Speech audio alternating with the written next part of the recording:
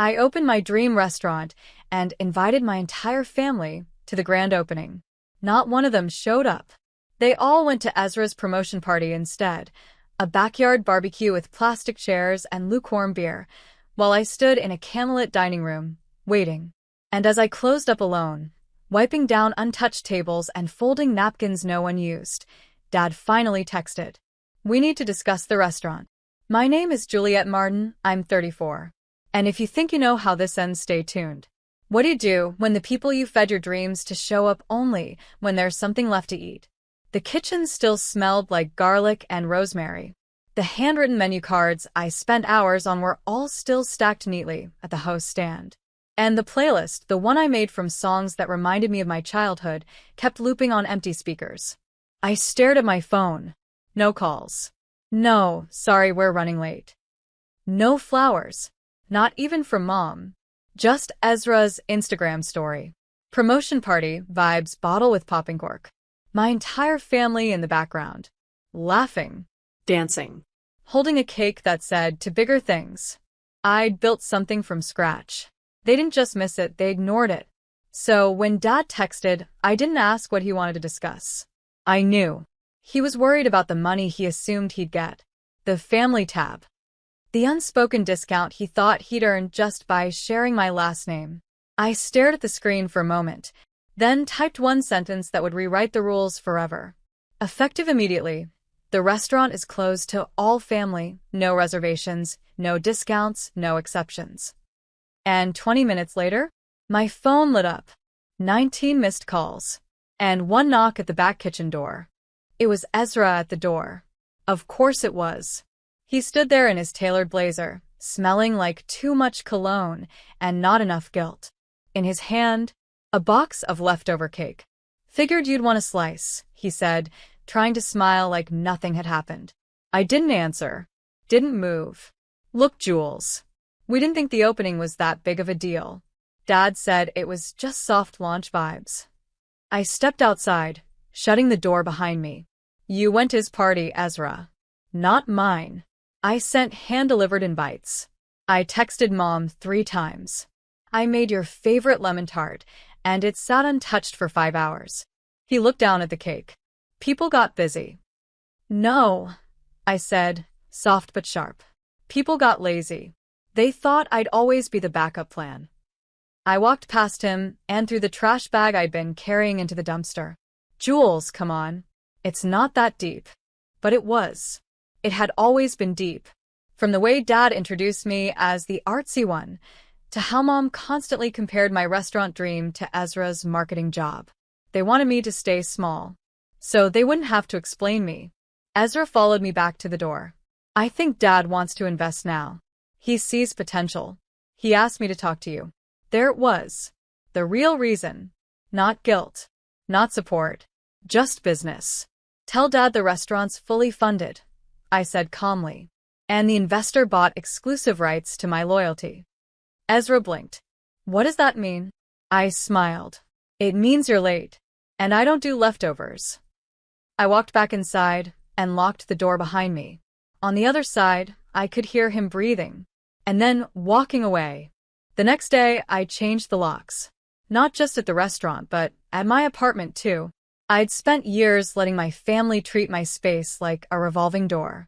"Jules, we need a place to crash. Can we store this here for a few weeks? Can I borrow your car just till Monday?" And every time, I'd said yes. Because saying no made me feel selfish. Because somewhere, deep down, I thought that being useful was the same as being loved. But love doesn't flake on your life's biggest moment. Love doesn't shrug off your invitations. Love shows up. So I made it official. A sign on the restaurant door read, "Dear customers, due to overwhelming support, we're transitioning to reservations only. No walk-ins accepted, even if we share DNA." By noon, it was on local foodie blogs. By evening, it went viral. The photo of me in my white apron, arms crossed, standing in front of that handwritten sign, it hit a nerve. Comments flooded in. "This woman is my hero. Boundaries taste better than betrayal. Tell Ezra to eat a slice of humble pie." Meanwhile, my phone buzzed nonstop. Mom called 5 times, left 1 voicemail. Juliet, this is childish. We're family. We made a mistake, but this public tantrum is making things worse. I didn't respond. Instead, I opened the front door to a couple holding hands, tourists from Georgia. We saw you online, the woman smiled. We canceled our other reservation just to eat here. As I led them to their table, I caught my reflection in the front window. I didn't look bitter. I didn't look angry. I looked free. And behind me, the restaurant buzzed with laughter, clinking forks, and second chances I chose, not ones I was forced to give. 2 days later, Dad showed up. Not at the restaurant. He wouldn't risk the cameras or another headline. He came to my apartment. Juliet, open the door, he said. Let's be adults about this. I watched him from the peephole. Suit jacket slightly wrinkled. Eyes tired. He looked like a man losing control of a story he'd written. I'll be brief, he added. Your mother's upset. Ezra's confused. We all are. I opened the door, but didn't step aside. You want to talk? Talk right here. He sighed. This is ridiculous. We're not enemies. No. You're just people who forgot I exist unless I'm footing the bill or cooking the meal. He flinched. I was going to help you, he said quietly. I was looking into some financing. You mean you wanted equity, I replied. Control. Dad's face hardened. Don't be paranoid. I pulled out the manila envelope that had been waiting on the console behind me. Here's the deed. The restaurant is solely in my name. The LLC, the patents, the recipes, all mine. He blinked. You got a lawyer? I got a team, I said. Funny what happens when you stop waiting for permission to shine. Dad looked down, then muttered. We just wanted you to succeed. No. You wanted me dependent. Manageable. He didn't respond. Before he left, he turned and said, This'll come back to bite you, Jules. You're burning bridges. I nodded, calm. Then I guess I'll learn to swim. I shut the door. And for the first time in my life, I didn't feel like I needed their name to succeed. Because mine, Juliet Martin, was finally worth something. By that night, I had 12 new reservation requests. And 1 message from Ezra. They're planning something. Be careful. I didn't flinch. Let them plan. So was I. The first sign was a bad Yelp review. Then 2. Then 6. All within an hour. Each one eerily similar. Food was cold. Staff was rude. Owners stared at us like we didn't belong. Only problem? None of those names were in the reservation log. And we never had cold food. I knew what this was. Ezra's message echoed in my head. They're planning something. A smear campaign. 1-star warfare. The kind of digital vandalism that doesn't leave fingerprints, just poison. I didn't panic. I prepared. I called my lawyer. Then I reached out to one of my regulars, a journalist from a local paper who had once written a glowing piece titled, The Restaurant with a Soul. I think someone's targeting you, she said after reading the reviews. Want to go on record? I said yes. By morning, the article was out. Beneath the apron strings, how a rising star chef fought back against family sabotage. It wasn't revenge. It was truth. The piece included screenshots, dates, contradictions, even a quote from a staff member who said her dad came in last week and threatened to buy out her lease if she didn't come to her senses. By noon, the story had legs. Comments poured in again, this time from people defending me. Imagine being this threatened by your daughter's success. Families like this create warriors. She's not the black sheep, she's the phoenix. That night, a woman walked into the restaurant and whispered, They tried to break you. But I came here to tip you $1,000 just for standing up. I cried in the walk-in fridge. Not out of weakness, but relief. Because for once, I wasn't alone. The world had seen what they did. And they chose me. You said. The next move wasn't mine. It was Ezra's fiancée, Natalie. She showed up during closing hours, no reservation, just a fragile smile and a trembling phone in her hand. Can I talk to you? She asked. Please. Just a minute. I almost said no, but something in her eyes, guilt, maybe, held me still. She sat across from me in the last booth by the window, her hands wrapped tight around a coffee cup I hadn't poured yet. "I didn't know," she whispered.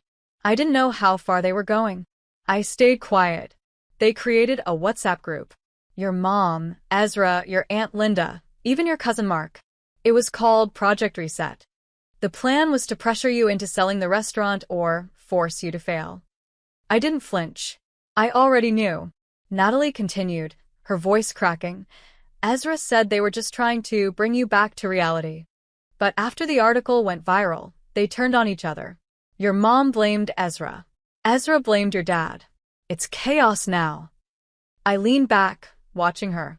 "Why are you telling me this?" She looked ashamed. "Because they dragged me into it. And because I don't want to marry someone who treats his sister like that." She slid her phone across the table. Screenshots. Messages. Voice notes. Proof. I stared at them. Names. Dates. Plans. Natalie cleared her throat. "If you want to go public, you have my blessing." I didn't respond. Not yet. Because revenge wasn't about noise. It was about timing. And this wasn't about getting even. This was about getting free. I looked her in the eye. "Thank you," I said. "You just gave me everything I needed. And I meant it.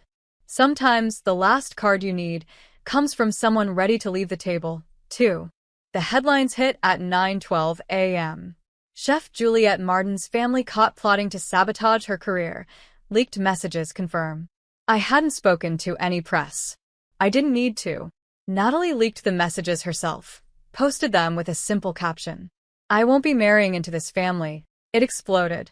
Screenshots from the Project Reset group chat painted the full picture.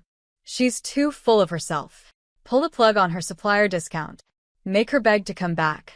The public backlash was instant. Supporters of the restaurant flooded social media with hashtag #StandWithJuliette. People who had been silent before, old friends, high school classmates, even past coworkers, all spoke up. She was always the one carrying everyone. They used her until she had nothing left. "This is why she shines," she fought alone. By noon, my reservation list was booked out for 6 weeks. At 2 p.m., my landlord called. "Juliette, I'm extending your lease 5 years. Rent locked. You're the pride of this street." At 3:17 p.m., Ezra texted. "I didn't know Mom saved that stuff. I'm sorry." I didn't respond. I was prepping dinner service, folding napkins, tasting sauce, fixing a crooked picture on the wall. At 5 p.m., a woman walked in wearing a navy blazer and red lipstick. "I'm from the Food Chronicle," she said. "We're doing a feature. 10 chefs who survived the fire. You're our cover." I blinked. "Cover?" She smiled. "You're not just a chef. You're a revolution." That night, after the last dish was plated and the lights dimmed, I stood in the empty dining room, barefoot, wine glass in hand. The air wasn't heavy anymore. It was clean. And tomorrow, I'd start planning something even bigger. Because the best revenge wasn't survival. It was success, seasoned with silence. The invitation arrived exactly 1 year later. Gold foil, scripted lettering, sealed with a crest I knew too well. "You are cordially invited to Ezra and Marlene's engagement brunch." I laughed. The same family who once locked me out of celebrations was now asking me to join their curated photo op, likely hoping I'd post something positive to help their image. I placed the invite in the blender. Then I opened my laptop and finalized a deal I'd been negotiating for months. Juliette's Table, my second location. This one was in a historic brick building downtown. Exposed beams. Rooftop garden. A kitchen twice the size of the first. I'd hired my staff from overlooked places, culinary grads with no connections, single moms rebuilding, quiet dreamers who never got a chance. We built something sacred. Not just a restaurant, but a space where dignity was on the menu. As I stepped outside for the ribbon cutting, a crowd had gathered. The same journalist who'd written the first article was there, mic in hand. "What would you say to your family now?" she asked. I smiled, slow and soft. "Nothing." They'd asked for explanations, apologies, second chances. I gave them silence. because they never needed answers, they needed accountability. And I had nothing left to prove. Later that evening, I stood inside the new kitchen, apron dusted with flour, hands in dough. My staff buzzed behind me, laughter, chopping, the low hum of hope. Then came the moment that marked everything. A woman walked in, alone, nervous. "I saw your story," she said. "My daughter wants to be a chef. She's afraid she won't be good enough." I handed her a menu. "Tell her this." They said the same to me. And just like that, I closed the chapter they tried to write for me.